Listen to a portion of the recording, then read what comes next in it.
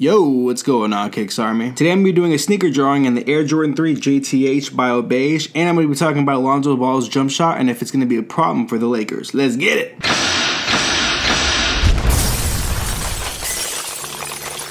Real quick, this stencil, along with many others, are available over on my website, KicksArt.com. This one in particular is under the Jordans panel underneath the Jordan 3, which kind of makes sense because it is a Jordan 3. But if you scroll down to the bottom of that panel, you'll find it right there. Now, I'm not gonna lie, I really like this colorway a lot. For the most part, with how my taste works, I'm not really a big fan of beige shoes, but I think this one's an exception for a number of reasons. For one, the beige upper has a lot of really good contrast going on with the black paneling done on the back as well as on the forefoot. Then there's even more contrast when you include the white midsole. I think just those details alone make it a pretty solid shoe in my opinion. Again, I'm not really looking to buy kicks anytime soon. I would much rather pay off college before I really start getting back to the sneaker game, but if I was going to purchase any pairs, I would definitely consider buying this one. The Air Jordan 3 is one of my personal favorite models. I would still say the Air Jordan 11 is definitely number one for me, but number two would easily be the Air Jordan 3. Back when I was quote-unquote collecting sneakers, I only had one pair of Air Jordan 3s, and those were the infrared 23s, and they were like a full size too small, so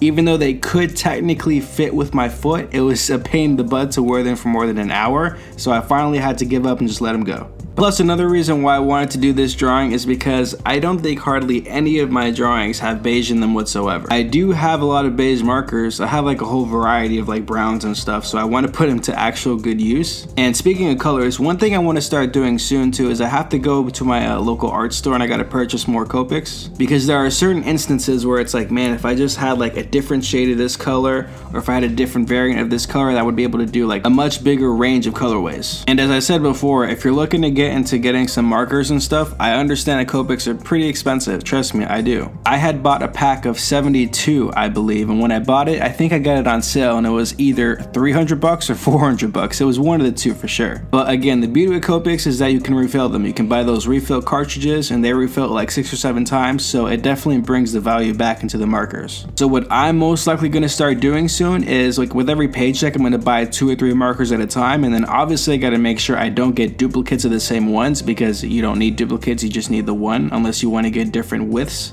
which I don't. I just want to get more markers. So I think every paycheck or so I'm going to get like 2 markers at a time, because over the course of a few months, that's a lot more added to the collection. So if you're kind of in the same boat as me, where money's kind of tight, but you do want to get some high quality, good markers, then that's what I would recommend doing, is buying a few at a time, so that way over time you can get the collection that you need. Or just start simple like I did and use Sharpies. If you scroll through my Instagram, the Instagram handle's in the bio by the way, and you scroll all the way back to my early days, back when I just did sneaker drawings and I uploaded them to Instagram, almost all of them were done exclusively with Sharpie. And to the executives over on Sharpie, I know you guys watch my videos. Like, of course you watch my videos. You guys should definitely sponsor your boy. That'd be awesome. I'm not saying I would use your markers for everything, but I would definitely outline everything with the black Sharpie marker. Like, that's still a pretty go-to marker that I use whenever I need to outline anything. I've switched over to the micron markers over in the more recent months because there's more variety with the widths, but hey man, if you guys want to sponsor, that'd be dope. Now, since we're like in the heart of the NBA off season, there's not really too many moves that are going to be made from this point on. There's like a lot of non-stories that are kind of floating around that could be something, but for the most part they're not really that interesting. But one that I do think is kind of interesting that was kind of discussed last season was Lonzo Ball's jump shot. I think by now we all know that his jump shot looks pretty bad. Obviously he did well when he was in college, but there's a big difference between the college and the NBA scene, and we can clearly see that by the way some of these players kind of react to coming into the NBA. For one reason or another, his shot just really wasn't falling in the NBA. And a lot of people attribute that to his shot form just looking so ridiculous. Like, just the way he kind of swings his arms around is like he missed a U-turn and he has to whip the steering wheel around really fast just to make it. It's certainly unorthodox. It's not really natural, at least to like the average viewer, but there is something to be said where like if you have an awkward shot but it works, then it works. And I believe that 100%, because if you do something different and it works, then we're pretty much good. We got no complaints. But if you do something different and it's kind of not working, then maybe there needs to be an adjustment here or there. And why do I say that? Well, it's because his shooting percentage really wasn't all that good. His raw field goal percentage, all right, these are all the shots that he takes that aren't free throws, is 36%.